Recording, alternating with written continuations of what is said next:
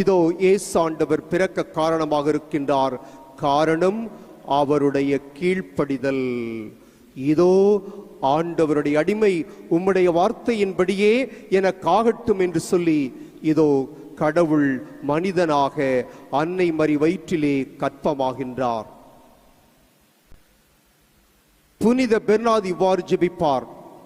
இவைகளெல்லாம் நடந்து முடிந்த பிறகு இவ்வாறு ஜெபிக்கின்றார். அன்னை மரியா, இந்த உலகமே உன் மீது முழந்தாள் படியிட்டு ஜெபிக்கின்றது. வான தூதர்கள் ஜெபிக்கின்றார்கள், நானும் ஜெபிக்கின்றேன், உலகமே ஜெபிக்கின்றது.